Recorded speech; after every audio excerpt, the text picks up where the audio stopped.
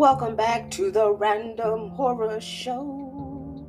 I am your horror podcast hostess, Keisha Lacey, coming straight out of East Texas, better known, aka the Iron Pine Curtain. And of course, here at the Random Horror Show, where we just be silly and random and going off on tangents, but we get to the main point in horror, science fiction, fantasy, cult classics, and the obscure in movies, television, and books. And welcome back to the show. And I have a wonderful treat for you horror fiends, you horror nerds, all out there in the horror community who loves to read a good, awesome, scary book, something just to put chills up your spine, something to just creeps you out and everything. Tonight's guest is David Harrison. He is the author of Recursion. And if you have not heard my latest podcast of my review on Recursion, please check that out. It's available on every different platform, from Spotify, Apple, Anchor FM, and even Google Podcast. So, no further ado, you never know what we're going to be talking about because this is the Random Horror Show. And join me as we are going to be speaking to David Harrison, the author of Recursion.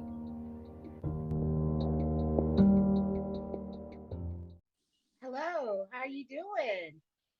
Keisha, hi, I'm great, thanks. How are you? Can you hear me okay? Yes, I can hear you okay. You sound perfect. Oh, fantastic. That's the first time anybody's told me that.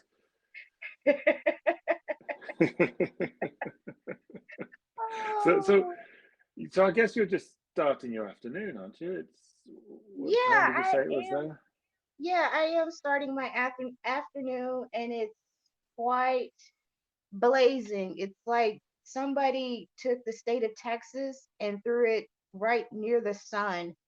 Um, I got up this morning and it was 8:30, and I had to go take my DJ equipment back to the office. Yeah. And I went outside. It was around 9. It was not even close to 9:30. It's already up to 80 something degrees. And I'm just like, gee whiz, let me get this stuff back into the office and come back home because around 11 o'clock, I mean, everybody's going to be melted like M&Ms out there. That's a high number for that.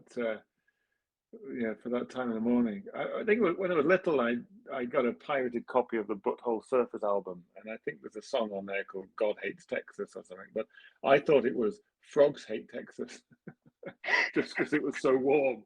I, Anyway, I, that was a bit random. hey, it's not the random horror show for nothing. I'm getting random. That's what it's all Uh, about.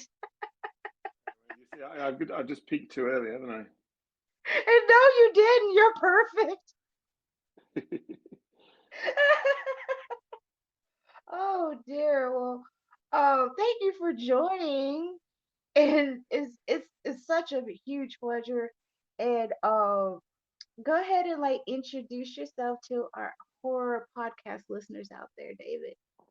Yeah, great. Well, first of all, thanks for having me on. I mean, I sort of listened to your review of Recursion, and it just blew me away. I was so happy that somebody had read it, but more importantly, that someone had got it. You know, somebody had really picked up on a lot of the nuances and everything that I'd put in, you know, over the years it took to write. So anyway, thank you for that, and thank you for having me on.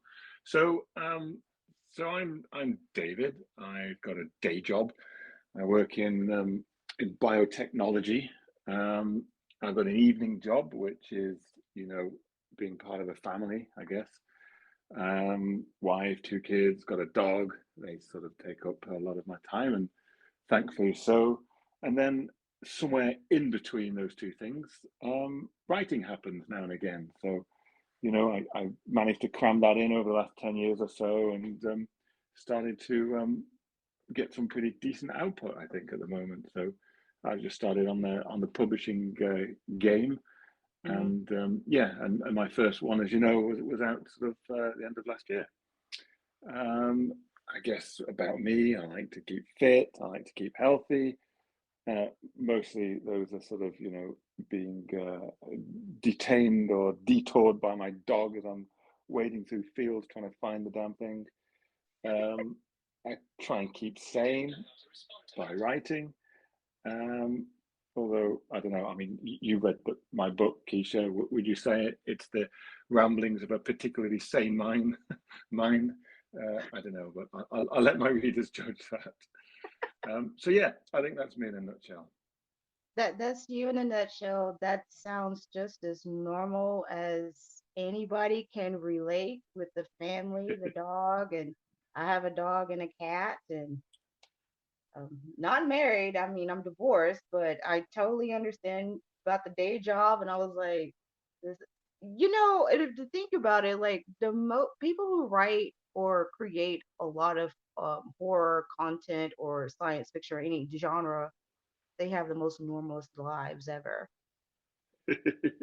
Yeah, I wouldn't describe any life as normal. I guess I wouldn't try and describe what is normal because it's different. But yeah, I heard Keisha from a different podcast I was listening to that you got divorced about the time The Walking Dead started. Is that right? That is And correct. yeah, so that's over a decade ago, and it's still going. So I don't. I know. I lost interest in it, and it was when Negan came in.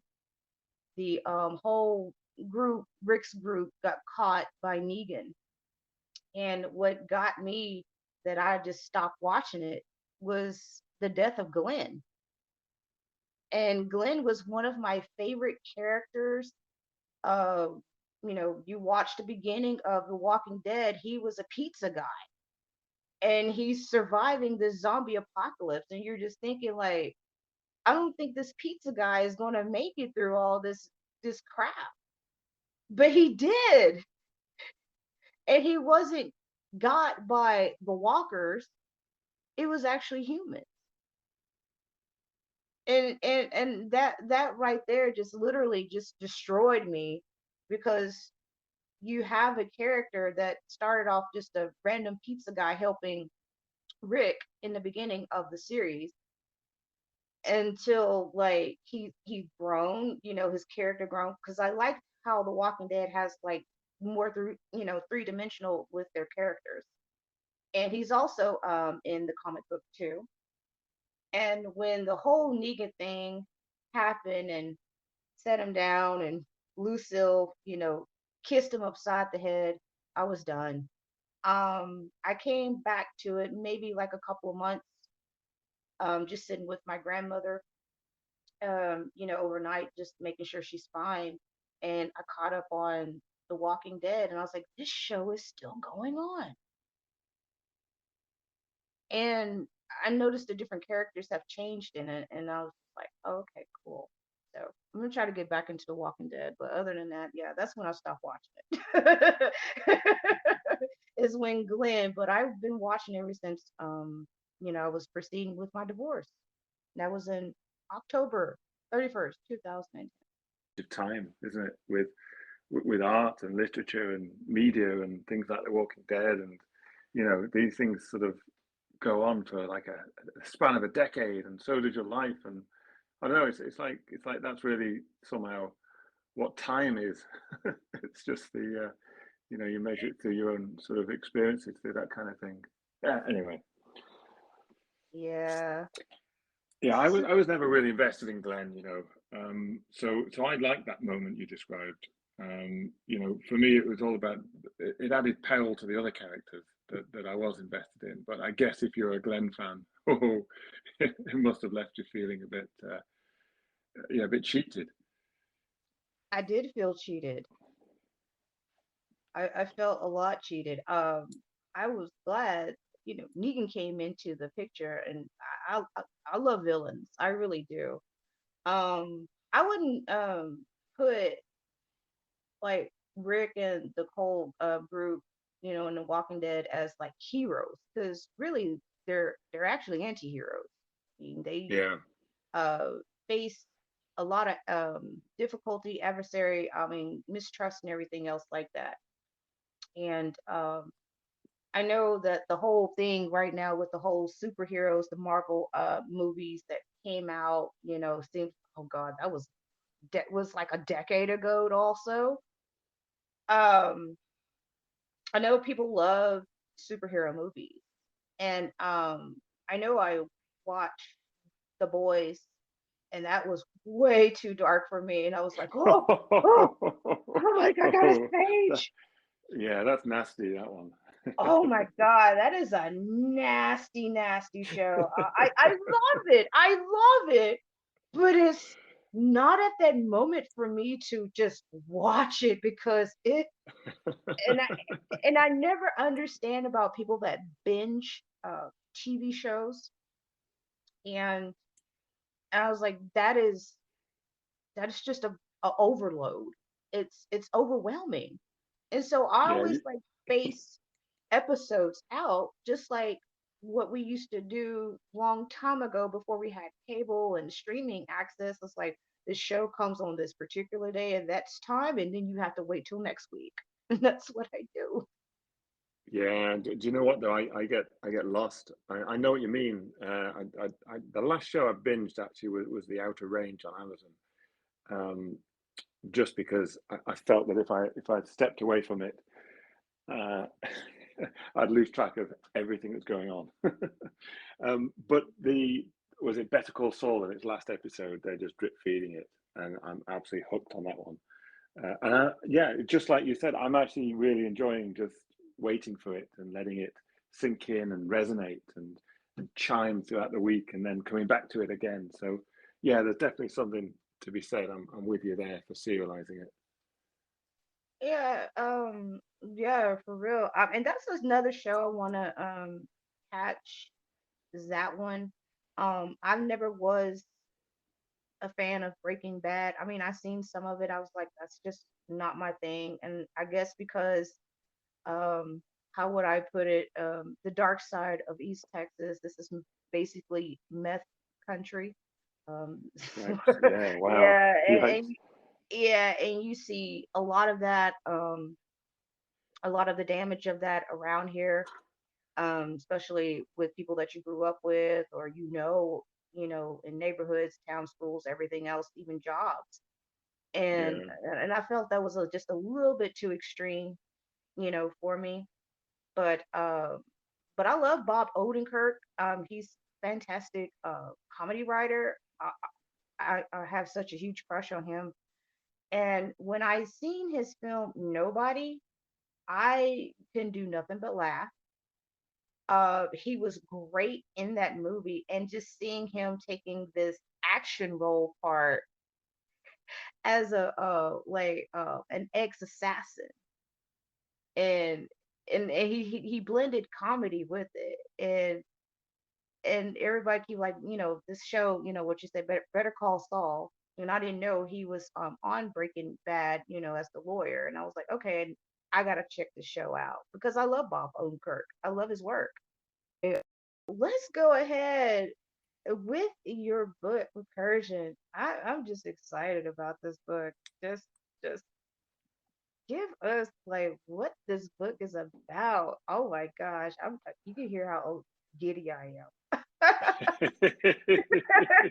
Yeah, it's good to hear. Thank you. Yeah.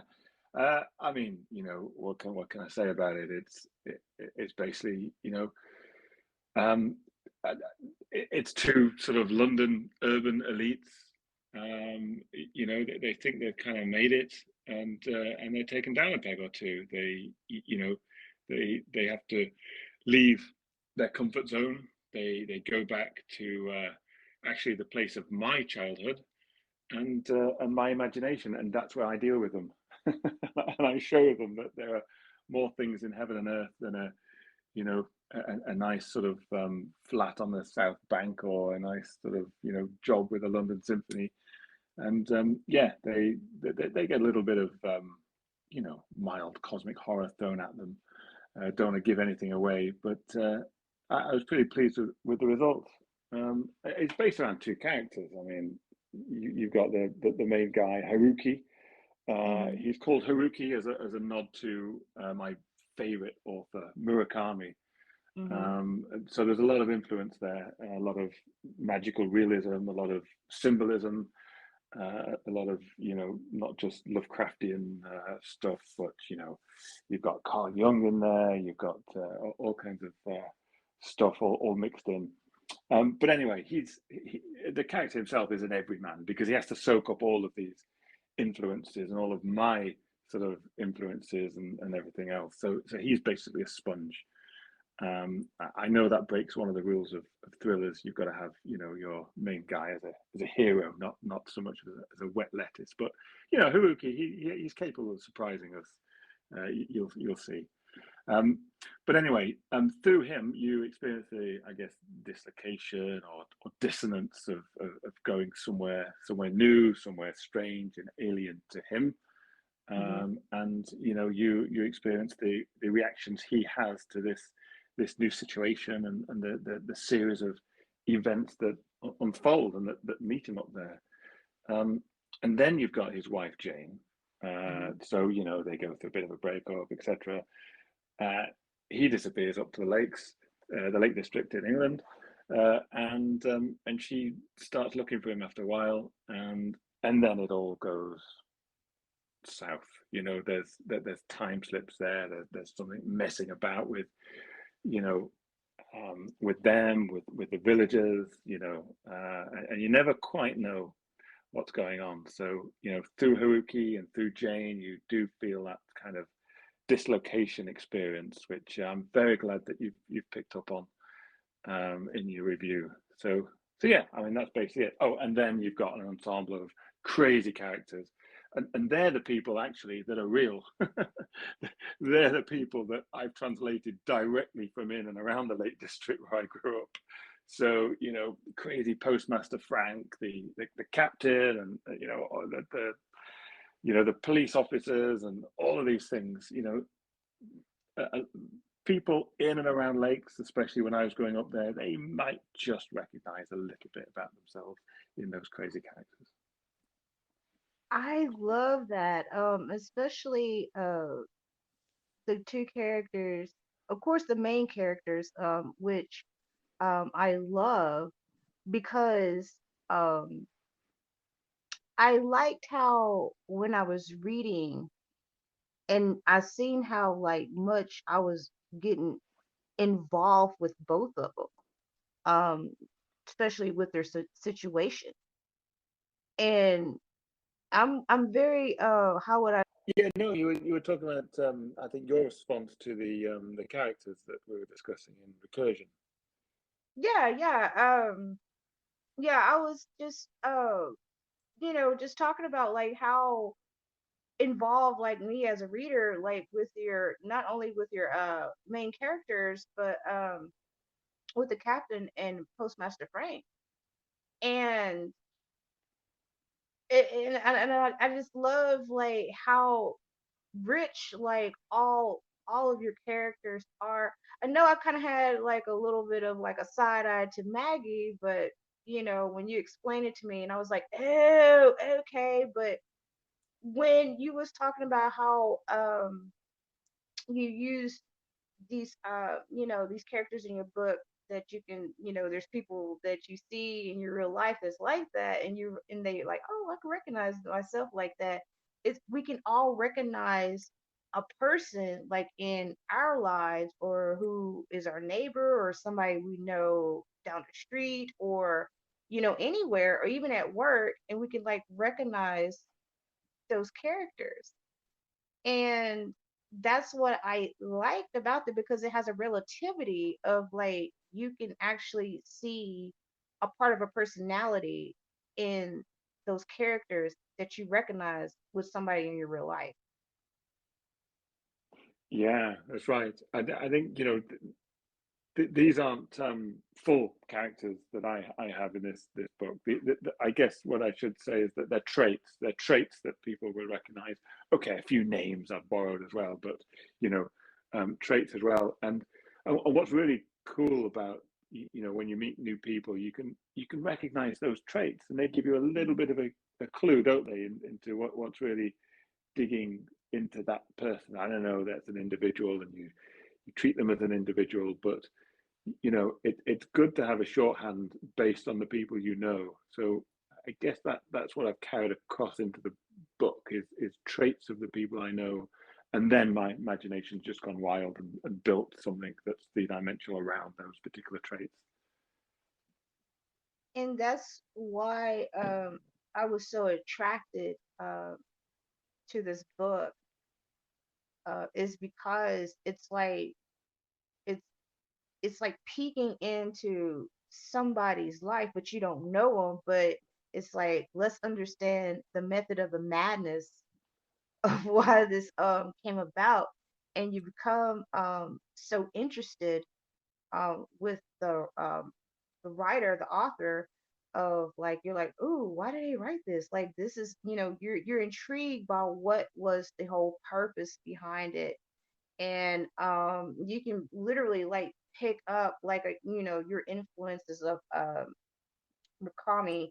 And I've somewhat know a little bit about Murakami, just a little bit, but not to where I just know Murakami myself. But I did pick up Stephen King, some influences of Stephen King in the book also, and I'm very, you know, I know about some Stephen King like nobody's Yeah, business, yeah, and that's what I liked about that, and of course some surrealism. I love surrealism. Big Salvador Dali fan. yeah. Like, I tried to keep that to a minimum. I think the worst bit for me was in bloody Dumbo, where they did pink elephants on parade. That kind of dream sequence. I just stay away from completely. When I'm reading as well a book, and then someone has a dream, I just want to. I just turn off. For me, it has to be material fact, and I know there's a lot of surrealism in Recursion, but it all packs a punch. It all takes you from one place to another, and it's all happening on these characters. and it does, and we're not gonna give like no spoilers with this, but I mean, I encourage everybody to like read it, because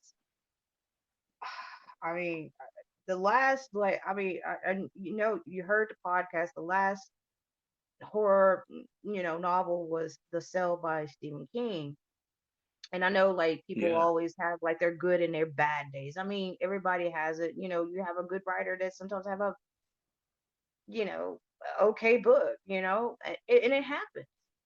And it just felt so dry, and I didn't feel very connected with the characters.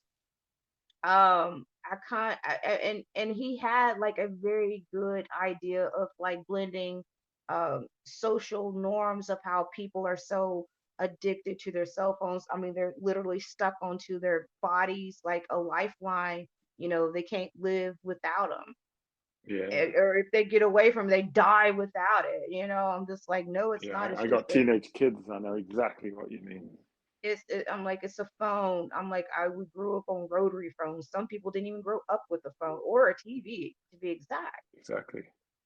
And when he, and that's when the whole zombie craze, the whole zombie genre was rising up, with Walking Dead and things like that. And a lot of programming start to like go get into that trend. You got World War Z.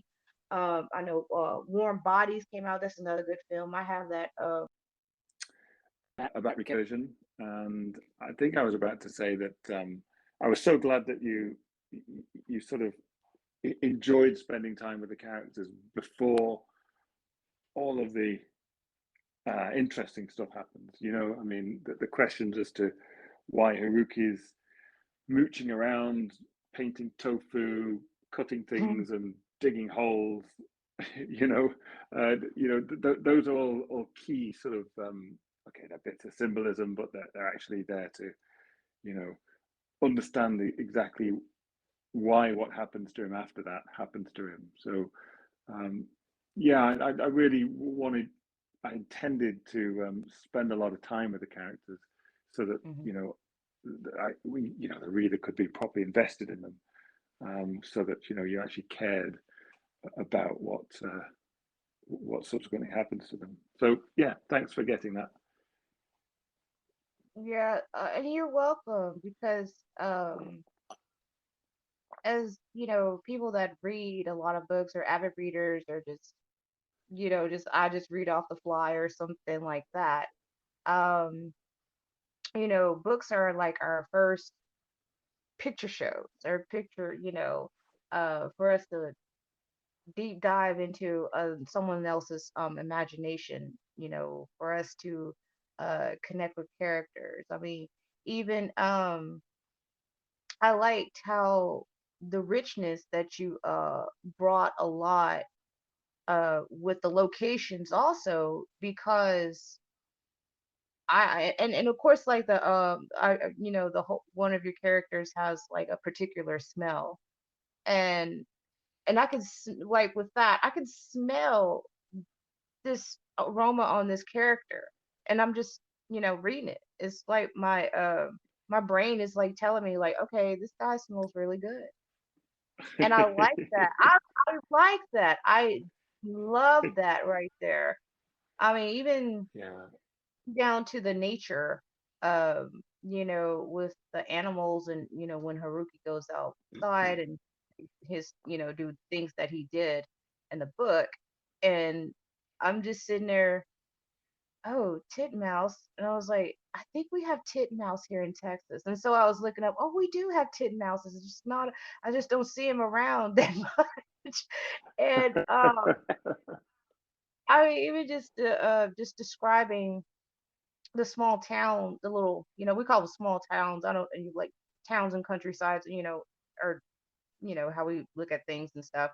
Um, it just reminds me so much of small towns around here where I live because I live in a rural area, and yeah, just like the postmaster. We have I'm not that far from the post office, and how we are, in a small community, how we know our own postmaster and, oh, and when Jane was, looking for a telephone and I'm just like, oh wow, I forgot about telephones, yeah. phone booths. And I forgot about phone booths. And I get excited whenever I see a phone booth because it's like a dinosaur and I take a picture of it if I'm traveling somewhere. Yeah, and the nice red ones we have in the UK, beautiful cast iron, beautiful red lacquer phone booths. You don't see many of those, and if you do, they've got plants in them, or they're a book lending library, or the villagers club together to buy one and reclaim it. But yeah, I mean those were the splashes of color through the childhood. When the small village in the Lake District, you've got the grey fells, then you've got the green sort of fields and everything else, and the slopes, and then you've got the only thing colourful were the red phone boxes. So yeah, they're a particular feature in any village, Hmm. in the English Lakes or growing up as a child. So yeah, everybody could probably close their eyes and that grew up in a village back in the day, and they'll know where their phone box was, even though it's long since gone. That they'll know where it was. Speaking on like you said, the Lake Village or East Lake, is that where you're from or where you reside at? Yeah, What's so I grew up in Windermere, which is, uh yeah, obviously there's a Lake Windermere, and Windermere is a bit you know a bit inland, sort of a mile or two, certainly walkable distance to the lake. But actually, I grew up in a very, very small, we would call it a hamlet. So hmm half a dozen houses only, nestled in a sort of in this tiny little valley with a little stream going underneath, and of course a phone booth. No, in fact, the phone booth was about half a mile away in the middle of nowhere too. So we did a lot of walking when I was little, up and down fells and things just to get places. But yeah, that's where I was lucky enough to grow up with. That was brilliant. It was a really lovely lovely place to grow up, but not much happening when you become a teenager. And you're right about that. It's uh same where I grew up, and I mean, yeah, we had telephones, but the nearest town that we go shopping to get our groceries is about about about 8, 10 miles. It was like 17, 20 minutes to get there. And yeah, when you're a teenager, there's nothing else to do but get into trouble. But also the area that you grew up at. I was reading, did Beatrice Potter grow up in that area? Yeah, so there's a Beatrix Potter Museum in Bowness by the lake, but I think Beatrix Potter was in Troutbeck, and that's actually where my school was. So that's definitely Beatrix Potter Company. Yeah, but I was scared stiff of Beatrix Potter. I mean, she wrote some damn fine horror movies. I mean, Mrs. Tiggywinkle, a little girl goes on. She gets her handkerchief snatched by a were hedgehog. I mean, come on, that's scary stuff, isn't it?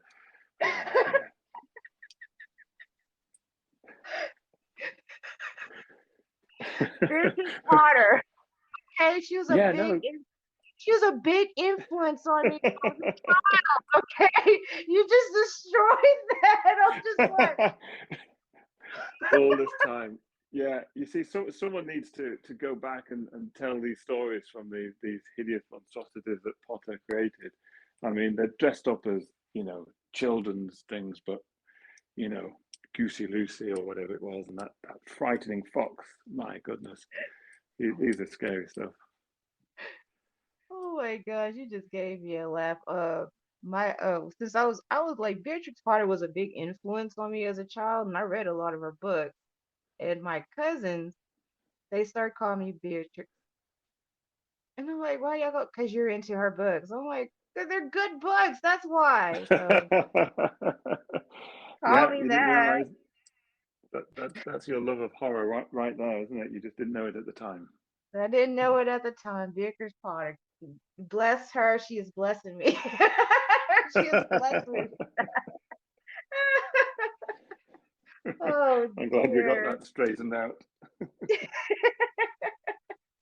So since you described your nice little normal life, but what like actually like gave you that push to write? I don't know. I think it keeps me sane.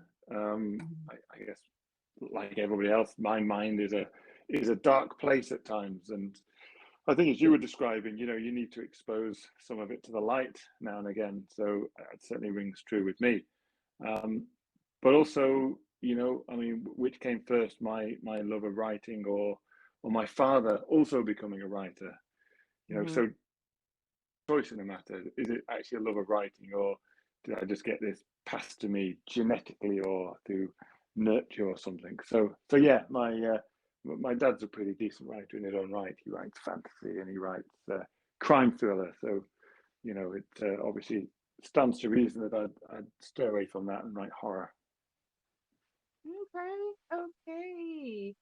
Um, my dad, he used to write poems, but he quit doing all that. I guess like after I was born and my brother, and he went through a divorce with my mother, and he just stopped.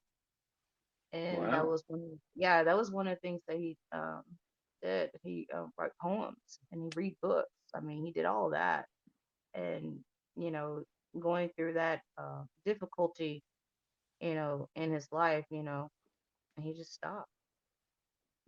Yeah, that's yeah, I wonder why. I mean, it's hard writing poetry. I mean, I'd rather write a 120,000 word novel than a single poem. It's a real labor. So yeah, I wonder why I stopped.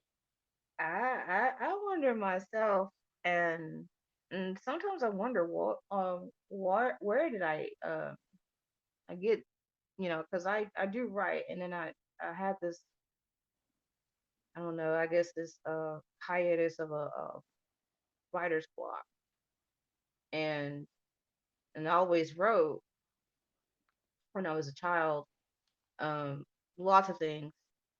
It didn't even matter. I just wrote, and it was a difficult childhood, of course, but that's how I got my feelings out. That's how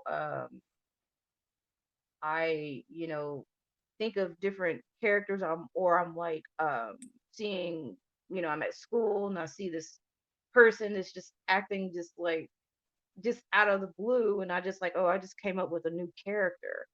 And Yeah.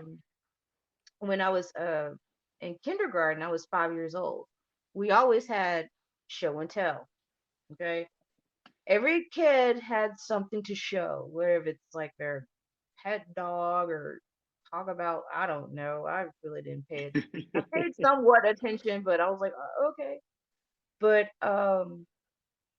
my imagination, I was just like impressed by my imagination, is because my grandmother, she used to watch daytime soap operas, and then there was a very popular one, Days of Our Lives. It's like everybody's grandma, mom, aunt, you name it, watched Days of Our Lives. Yeah, And that's the and I one was on raised, Friends, isn't it? huh? That's the one on Friends, isn't it?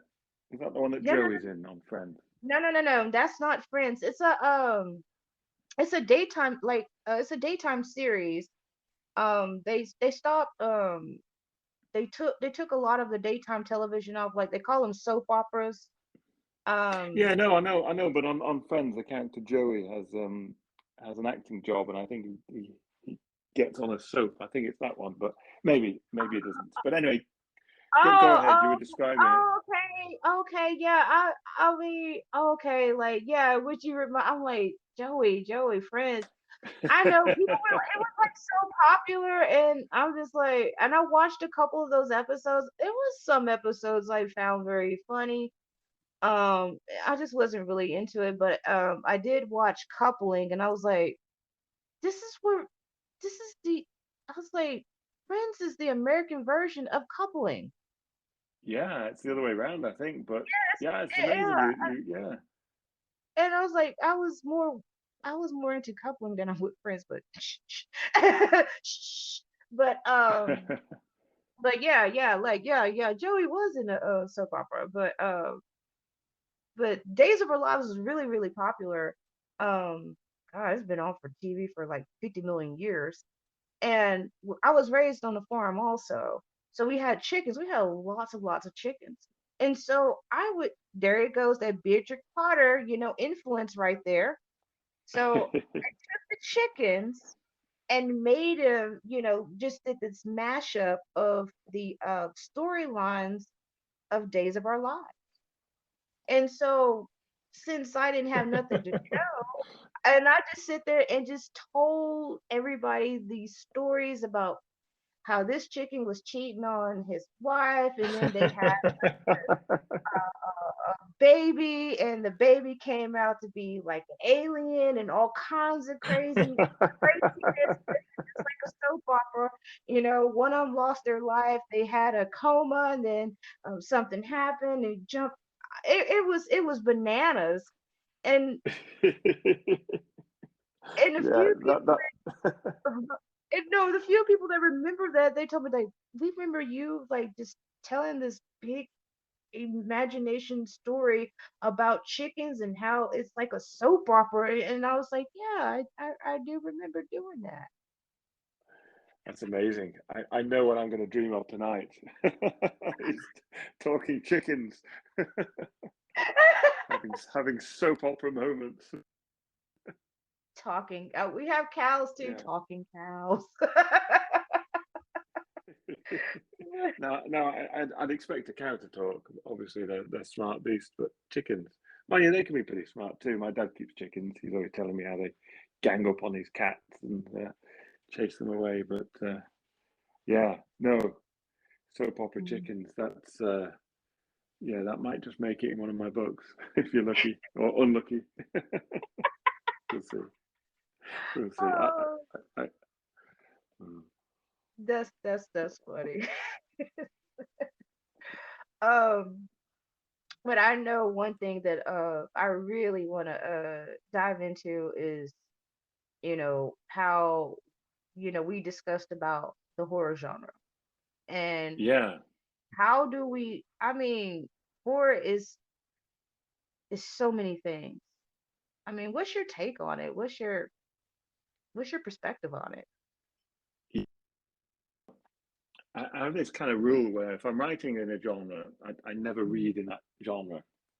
But obviously, like everybody, I think Stephen King, I must have read over a dozen of his novels without even realizing that I was a Stephen King fan, particularly. So, all of these things. As a kid, I first learned to reading Robert E. Howard Conan books. Um, Mhm. now that's a fantasy book, you'd think, but actually it's not. It's a weird tale. It's speculative horror that's dressed up for an unseeming audience as a kind of um, but yeah, the monsters. I mean, for me, it's all about monsters. I think Mhm. I love a good monster. You love a good villain. I love a good monster. I mean, all of those monster movies you had, Godzilla, Kong, The Blob, Alien. No, nobody's actually explored too much what that story would be like if it's told from the monster's point of view. And it's that kind of thing that really interests me. I mean, you don't know what Godzilla's thinking or feeling in the movie genre, but when you get into books and some of the classics, you actually do know what Dracula's thinking. Bram Stoker describes his motives, exactly, what he's trying to do and how he's trying to do it, and it all has this consistent sort of logical, arc to it. It's very well explained, and Mhm. Shelley is the same. When she wrote Frankenstein, she's Mhm. entirely sympathetic to that monster. Mhm. So I kind of like that, and I think that's what drew me into Lovecraft. Lovecraft's short story, The Outsider. I mean, that's I think really the first time I'd read anything, particularly from the monster's point of view. And Mhm. so I mean, is that horror? Are each of those things horror? Well, Lovecraft's the father of horror, I guess, modern horror, but the other two, that I think romance, speculative fiction. So I guess it's a long way of saying I don't really know what horror is. I couldn't quite define it, other than I always go to D.H. Lawrence on this type of thing. When he's describing art, he says it's simple. All it is um, you look at a painting and you feel something, and that's the relationship that the the artist has with their audience, and the thing that moves from one to the other. So if you think about horror, is horror, is it actually horror if it doesn't scare you? Well, if it makes you feel something, and the main driving force of that is an intention to scare you or just even creep you out for a little while. Mhm. It's a great medium for touching someone's mind, isn't it? And it's kind of, I think horror does that more than any other genre, because it's, you get to stay in that moment, you get to ratchet up the tension, you get to really, get into your reader's mind, or try to, and create that kind of art, that sort of piece of horror that moves into them. So, I mean, that's what horror is to me. Mhm. I'm not a technician. I don't know the different subgenres, but I know that as one of the main sort of genres of speculative fiction, you can do things in horror that you can't do elsewhere, I think. What do you think? Right. Your explanation and your perspective is perfect because there's so many different perceptions about horror. Um, like, it has to touch the mind. It has to do that. um I like how you was talking about the monsters, and especially like what is it from the monster's point of view. Um Mm. Beowulf, of how Oh, we yeah, because we understand, like, and then after that, like, somebody wrote Grendel. So that was like the perspective of Grendel, how he looked at, Beowulf, and how the men were trying to charge after him, and Grendel was like, I just want to just talk to him. I love that perspective from the yeah, monster, and it was hilarious, but you understood how Grendel felt. I mean, even with um Shelley's Frankenstein, you feel so much sympathy from the perspective of, the creature. yeah. You And feel having so met you feel Grendel's mother, you know how Grendel feels. Just wants a night out in the town, get away from his mother for a while. I can I relate to just that. I just want to drink with them. Why do they shouting at me? Why are they pulling out these swords and trying to kill? I just want to hang out with y'all. Exactly. That's like Grendel felt. I was like, man, I feel you on that. I feel you on that. But I watched some I think it was an autobiography with a whole bunch of horror writers and directors like Guillermo del Toro, and they were talking Mm. about Lovecraft. Lovecraft is very interesting. He's you know the way how he uses his words, and he would just take these exorbitant words and he would just repetitively use them in his stories. Yeah, He was also anti-Semitic, but he married a Jewish yeah, woman, and he was all for being the proper gentleman in his eyes. He grew up very lonely. Um, you know, Books is what saved his life, because his grandfather had a library, and he just boom just involved his whole life into this library. What his grandfather, had. Um, he Lovecraft was very interesting because he was more like, how would I say, he was a homosexual, like he was the modern day bum. He was yeah, kind of a bum a little bit, because he was just like, I don't feel like working, but I just do this. And he underpaid himself because he just wasn't acclimated with the world, because when he moved to New York, it was too much for him, and he was pining for his home of Providence, Rhode Island. And I think that was very unique, how Lovecraft, you know, how his life was, his real life was. And then when you read his books, it's like just a whole different world. And yeah, I find him very unique. And I know I said in a couple of podcasts how people how this cancel culture and junk like that. yeah, And I was thinking to myself, I was like, Lovecraft would not survive, in our time, because he will be canceled. And I sat there and thought, I was like, I'm not gonna cancel Lovecraft because of how he grew up, because that was a different time back then. I wasn't there. The climate was so different. But I'm not gonna sit there and piss all over him because of how he grew up. I find, yeah, and you have to like look. You gotta look, you know, below the surface, of like different authors, back in our time that we love now, brought us weird science and horror and everything else. They're pretty, some of them were isolated. Some of them had a problem with people with color. Some of them were misogynist and everything else. I mean, but that's just, that was just how their life was. Yeah, So if you take the old poets, I mean Byron, Shelley, Keats, all I mean these were bad people. yeah, You know, they did things. They fought duels. They buried things under the carpet. They ran off to fighting wars they shouldn't be fighting in. They did all kinds of weird stuff. Um, yeah, and does anyone judge them?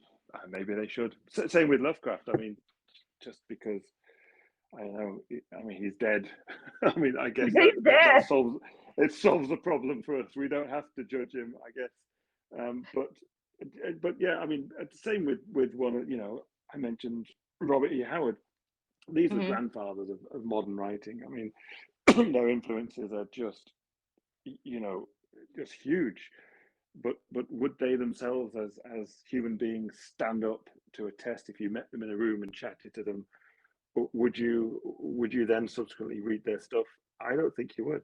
I don't think we would tolerate them these days, and that's hard to say because you like you say you grow up with them as kids. You're completely innocent because we didn't have the internet, didn't have this, that, and the other. We couldn't search them, look them up on Facebook, find out what their political views were. Didn't know anything about their lives when we first read their books. Hmm. Um, but yeah, it's a difficult one, isn't it? Because you probably would not have touched them. You'd have pre-cancelled them, having met them in a bar and been exposed to some of their strange, dodgy views or just weirdness as a person. Um, so yeah, but I think that's why I like Lawrence's DX Lawrence's reference about art. It doesn't have to be that person. You don't have to take that person with you to feel that art. You can Right. that person could be dead and gone. That person could be somebody completely different. It can be detached from what you feel when you're subjected to that piece of work. So that piece of work itself has a life. It's art for art's sake. But once you create it, you have to judge that work. It's like you don't judge, one of your friends by what their father does or what their mother does. You Hmm. just treat someone as an individual. I think art's like that. You just have to treat that book, that painting, that whatever, as it is in front of you and have your relationship with that.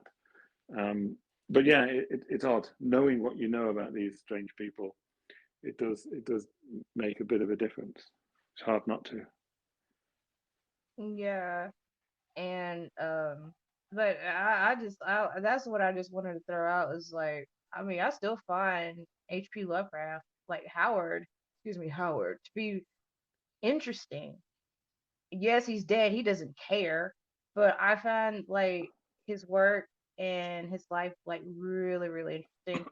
Um, especially he did kind of loosen up a little bit when he went back to Providence, Yeah, and because it was like different things that was going on in America.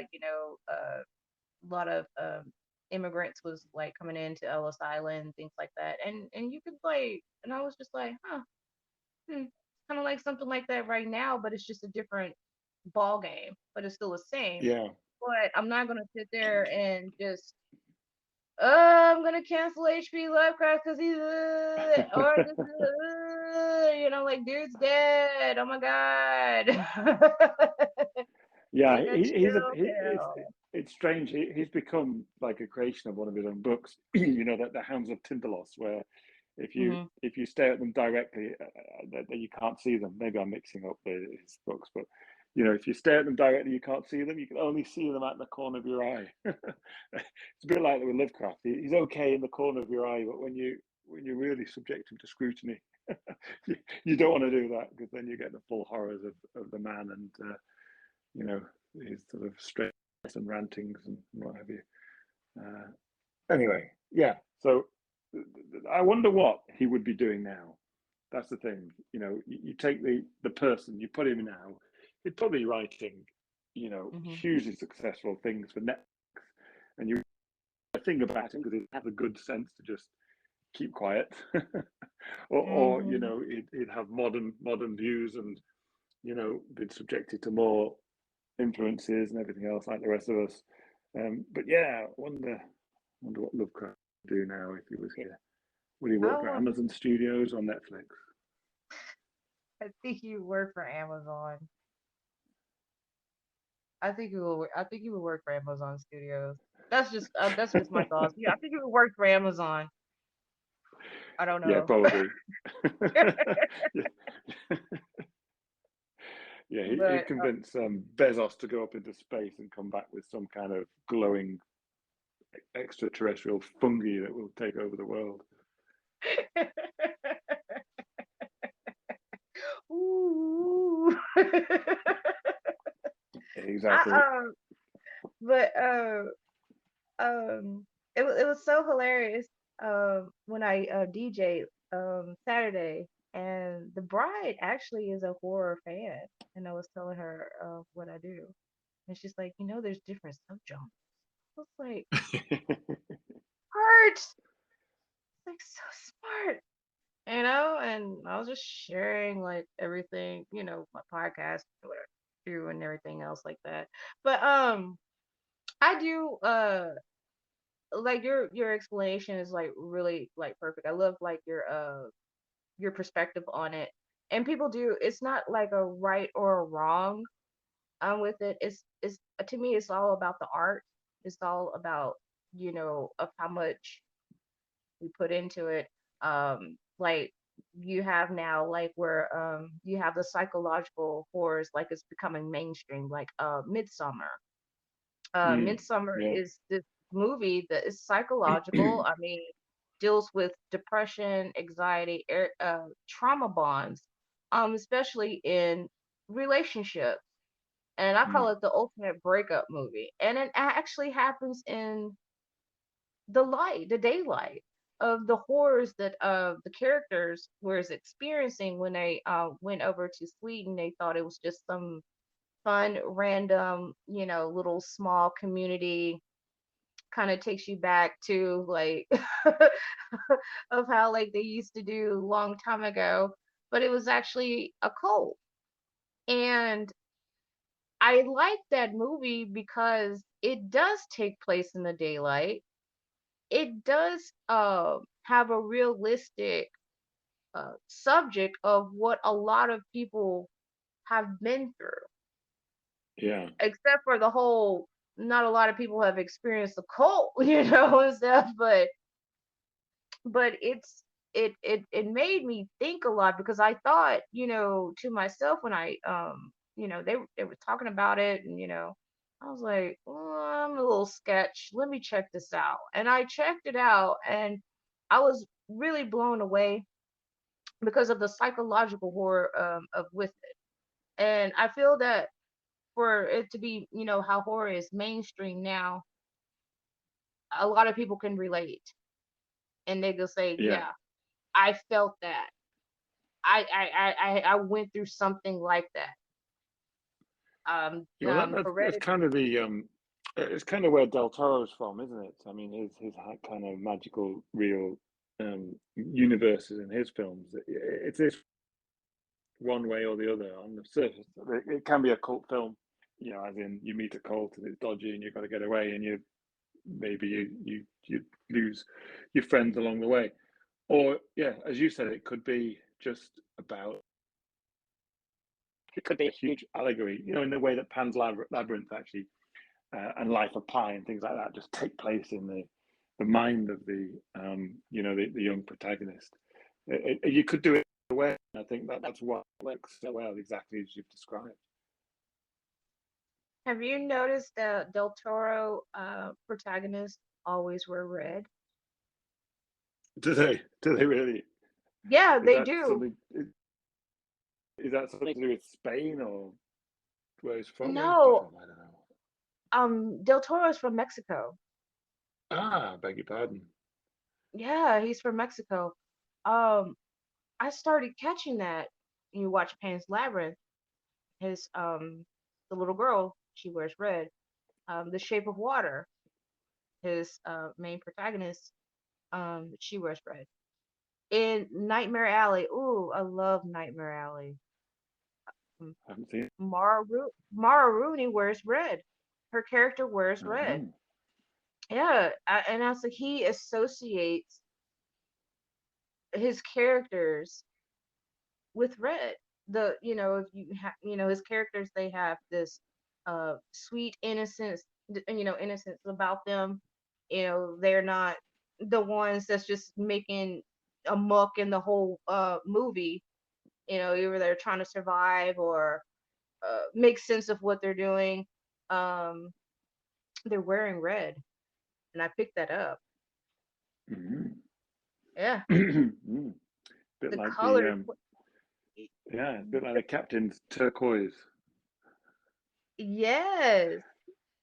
He had a little turquoise sort of tie in his hair. Yup.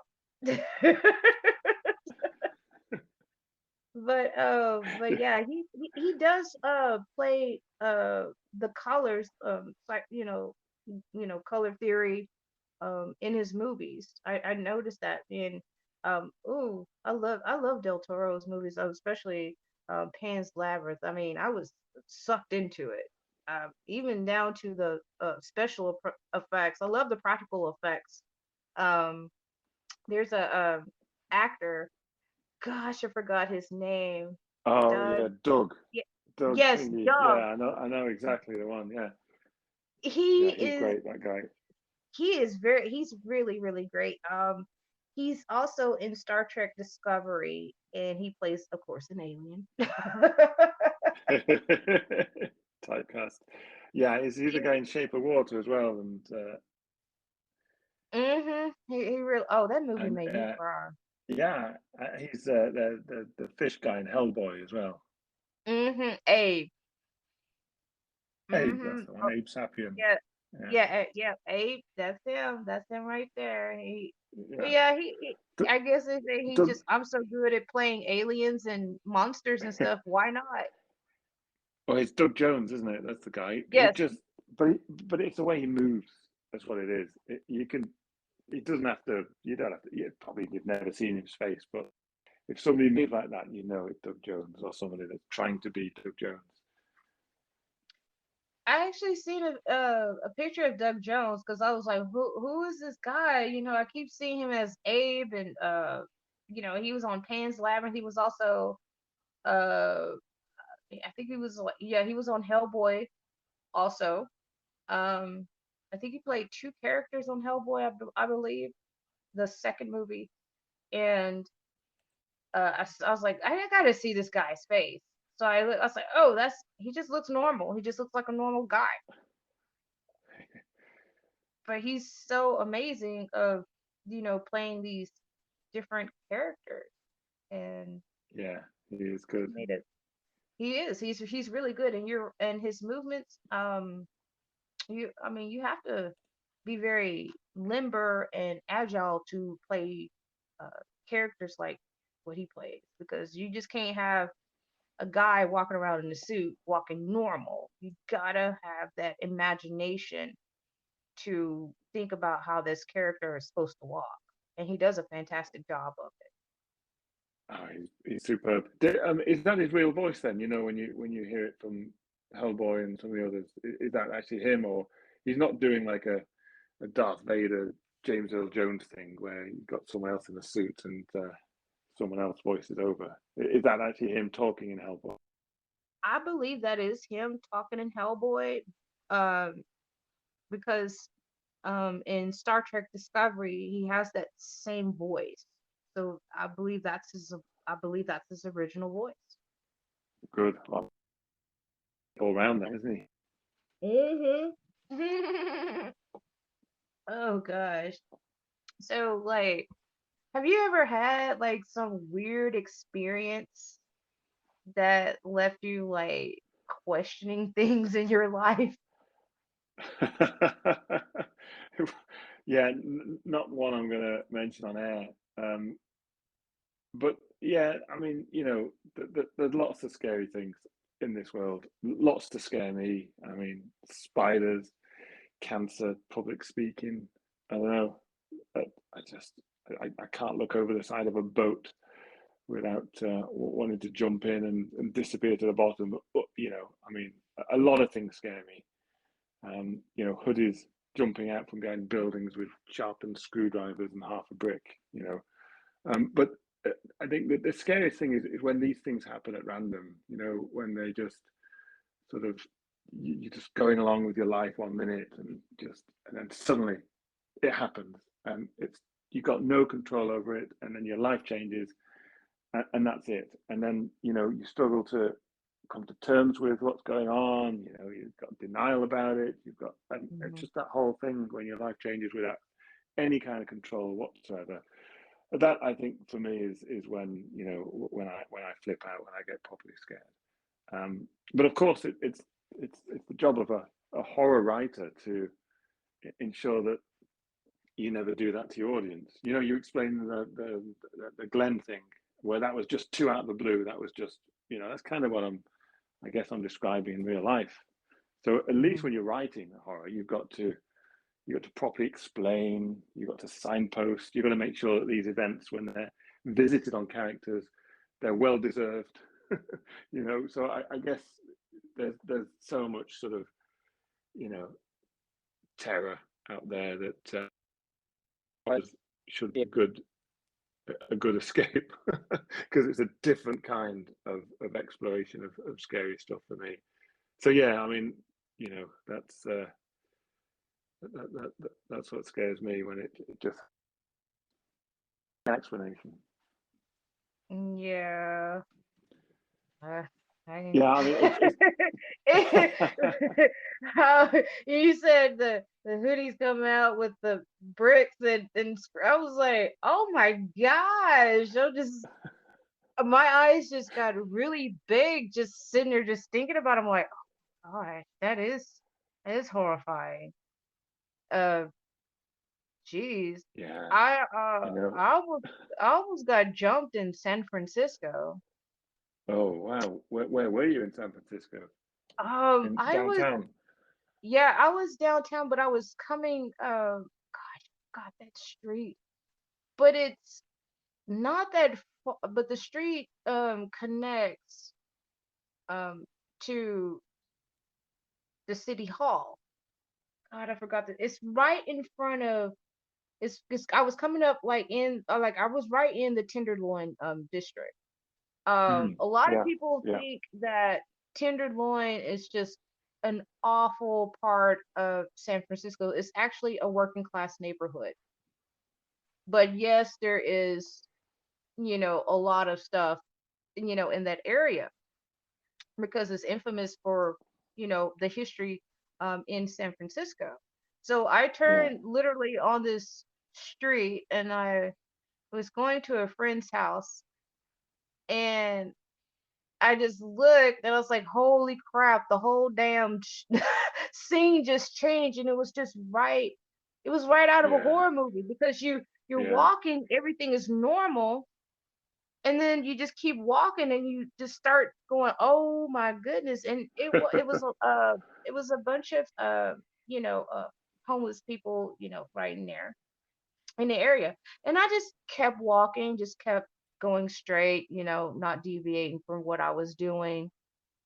And some told me to say, look. I just cocked my head just a little bit and, kind of looked at the corner of my eye.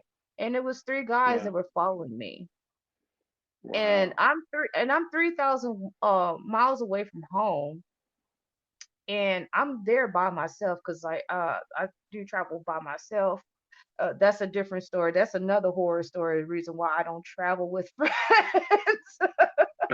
It's just like I'm like, I'll what? listen out for that podcast episode. Oh my God. Oh, you will hear it if something's gonna be related to it. I'm just gonna tell y'all. But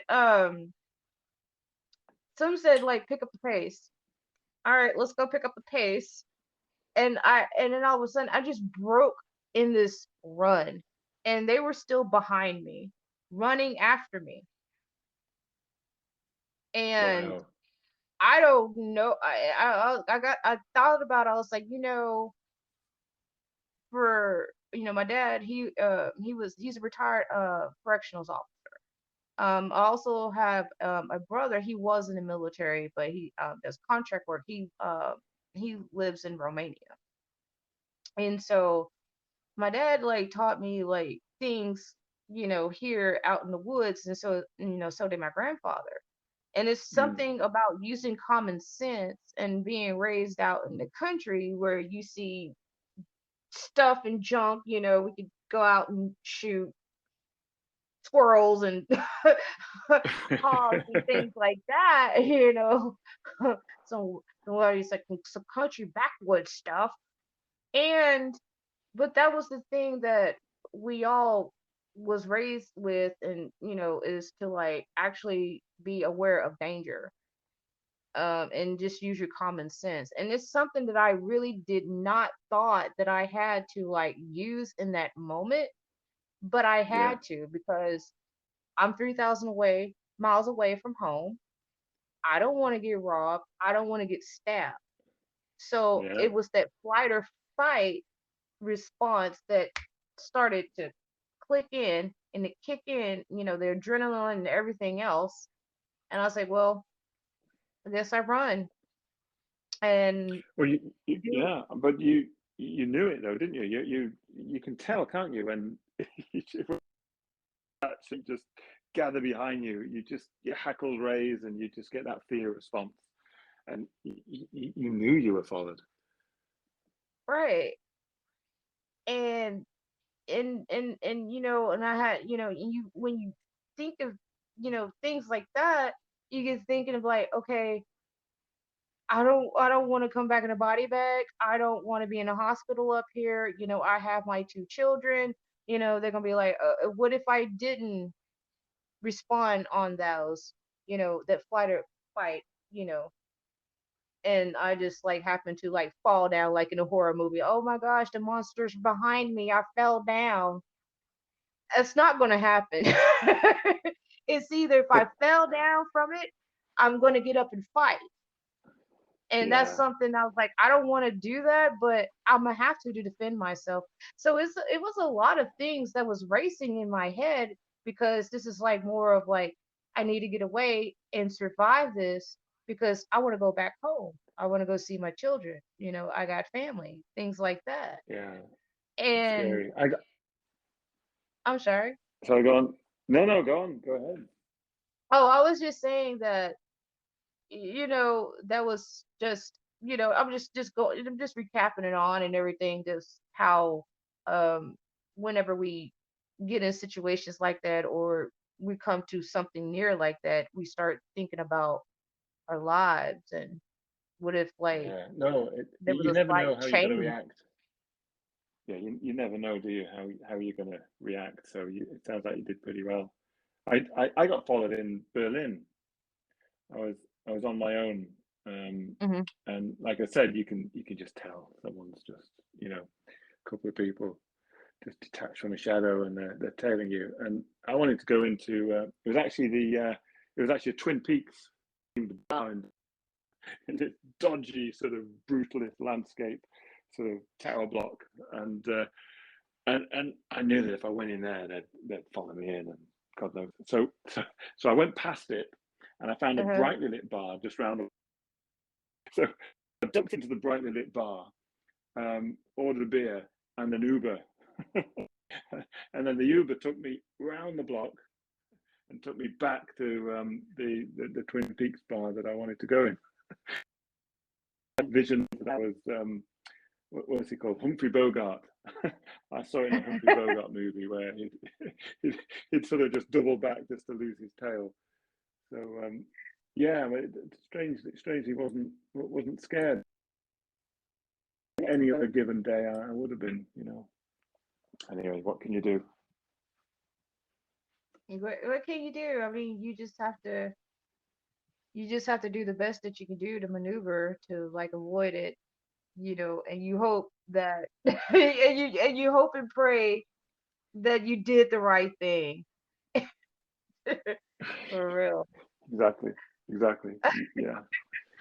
Oh well, there's a lot out there to scare you, and here we are messing around with books and films and other horror stuff as if there wasn't enough out there. Right? I know, right? Especially with these horror of these raising gas prices over here. We're just Yeah, I'm all right. I've got an electric car, so I'm not too bad at the moment.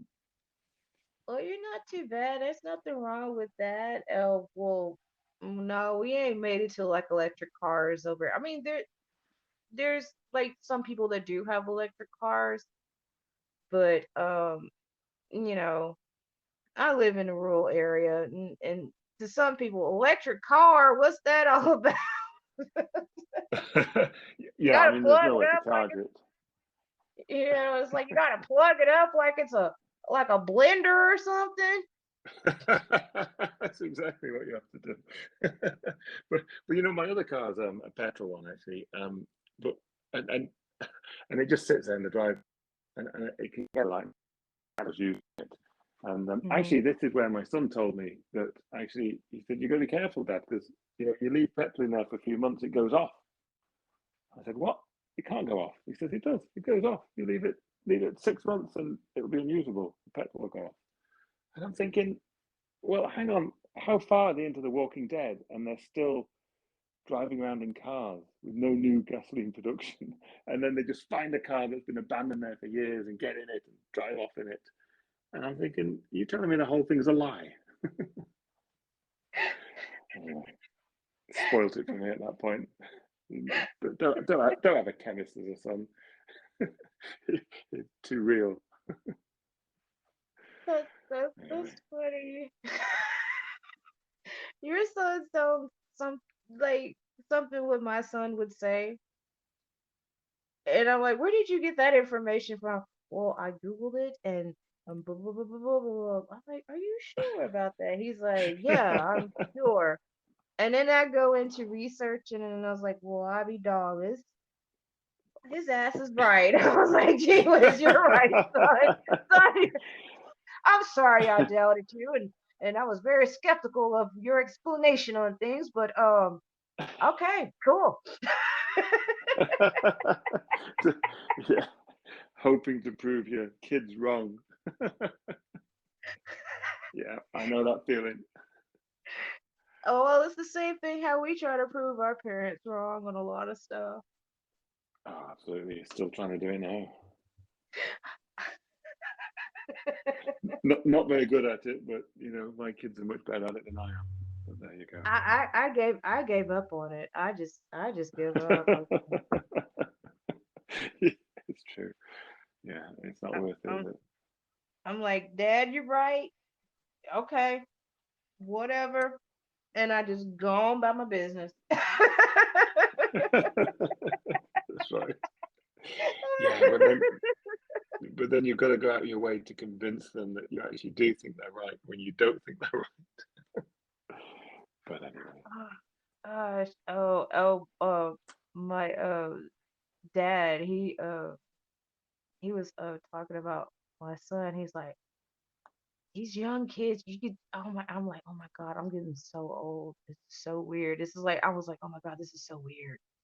He's like, these youngsters with these technology and they think they can do it this way, but you can also do it another way too. There's nothing wrong with being, knowledgeable in both ways. And I was like, well, that's true. I mean, sometimes like tech there could be a power surge on the earth and it like something off of Escape from LA.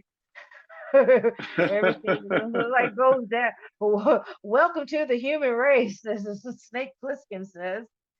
And and then you have to everybody's like have to start off just going back to ancient, technology of learning how to do things manually.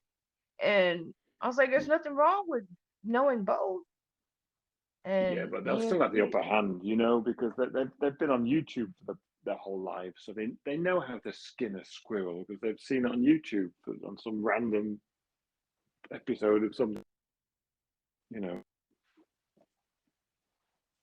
but sometimes like there can be like misinformation on a lot of things too. And that's the reason why when my son comes and asks me things, I was like, you need to find that in the book, sweetheart. I was like, because sometimes people do have misinformation about things on YouTube and social media, et cetera, et cetera. I mean, even on Google. And I feel that, it is good to go back to read a book. Books will ever forever be in our lives unless we have some Fahrenheit, Bradbury stuff happening when everybody's burning books. But I tell them like it's nothing wrong with knowing, from both worlds.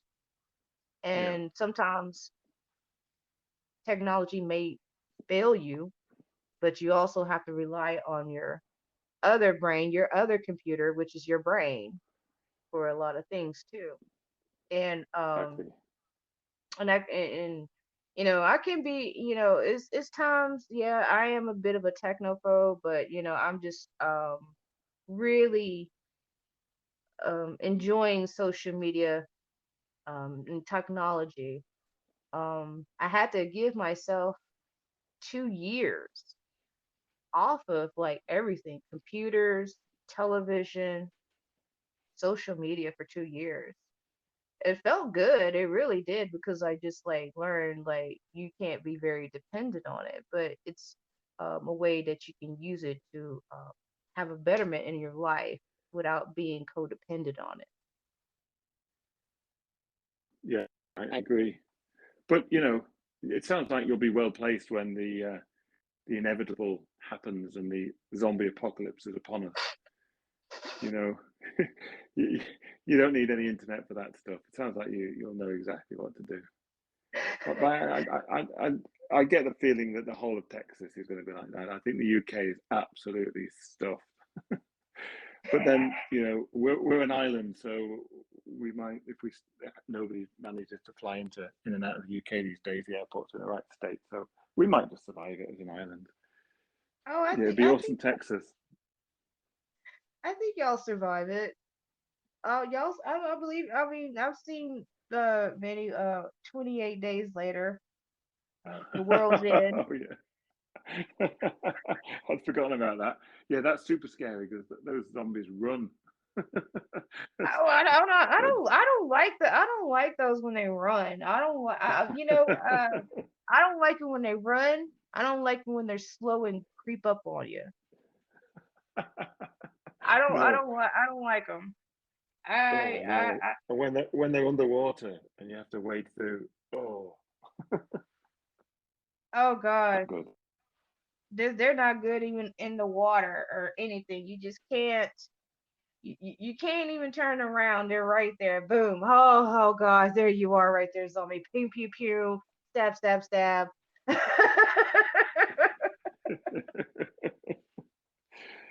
Oh,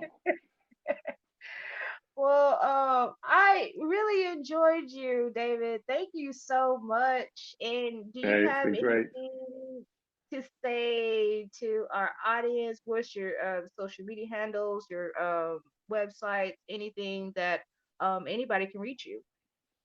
No, I think I've probably done a good job over the last hour or so to put the audience off reading Recursion. But if I've failed to put you off, please go and check it out. Um, and then drop me a line. Let me know what you think. Um, Everyone can get me on Instagram. I'm on, what am I, David J. Harrison Writer these days.